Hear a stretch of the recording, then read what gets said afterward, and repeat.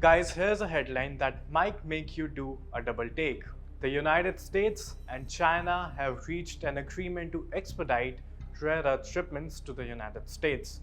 Yes, you heard that right. Rare earth, the very livelihood of modern technology, defense systems, electric vehicles, now possibly flowing back into the United States from none other than China. But wait, wasn't this the same China that Washington slapped with tariffs? The same China accused of IP theft, currency manipulation, and creating industrial monopolies on the back of unfair trade practices. So, what's going on here? Is this a strategic thaw or just a tactical push? Or the bigger question, has Trump gone soft on China? There's a lot to unpack here, and oh boy, it's way more than measles. The entire saga began in 2018 when the then President Donald Trump pulled the trigger on hundreds of billions of dollars worth of tariffs on the Chinese goods. The reason? China was gaming the system. American firms were bleeding IP, factories were shutting. The trade deficit, it was ballooning.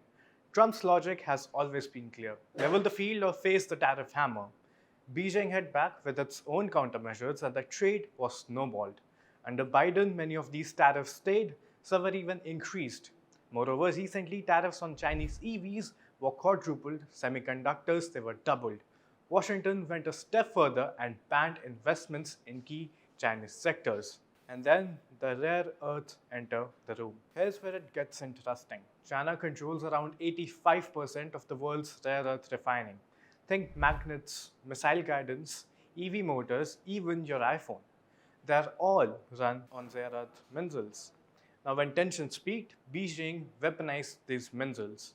It paused exports, imposed license restrictions, and the West, it had to panic. So now, in a not so stunning twist, Washington and Beijing have reached a deal to expedite rare earth shipment to the United States. Now, the deal comes with some American concessions, of course. The US will tone down some countermeasures. China, in return, will vet shipments, making sure they do not land in Pentagon weapons. So, has China won? Well, not really. Let's be clear, this isn't America cozying up with Beijing out of love. This is economic realism meeting the current geopolitical friction. Former USGS rare earth expert Jim Hedrick says it could take 5 years for America to become independent from the Chinese rare earth. Realize, guys, that China had a 30-year head start.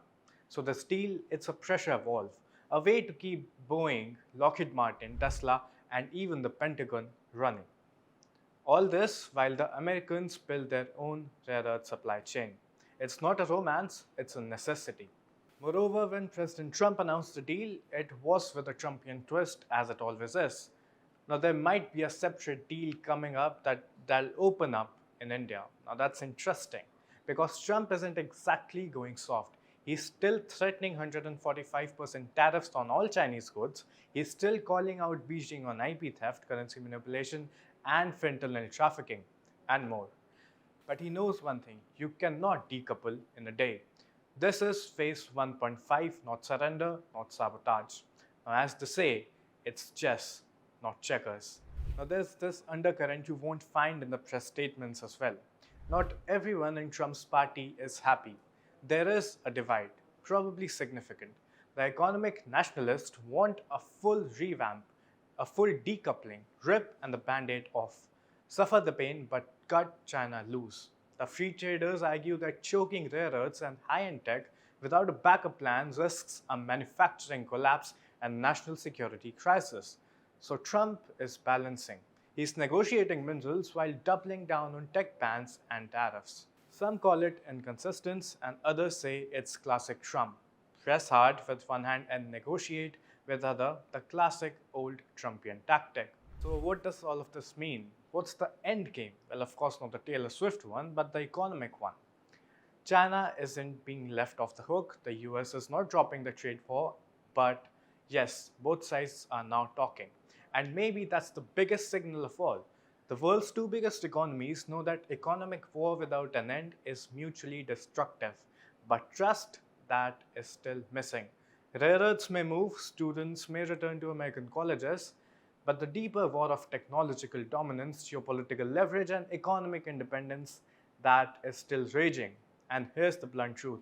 China has played dirty and Washington It's finally learning to play smart against the Chinese. So ask yourself, is this peace or just calm before the next tariff storm? Let us know what you think. And before we sign off, here's a fun little fact. Did you know that the rare earth element neodymium, the one China just agreed to export again, is so powerful that a magnet the size of a coin can lift over 1,000 times of its own weight? Yep, that's the stuff behind your phone speaker and fighter jets and Zeta system. The modern world runs on invisible power, and as you just saw, it's not about politics or economics, it's about control. If that blew your mind even a little, you know what to do. Hit like, drop a comment with your take on this trade tente, and smash that subscribe button so you never and never miss the stories that go way beyond the headlines. Until next time, stay sharp, stay curious, and as always, keep watching closely. Thanks.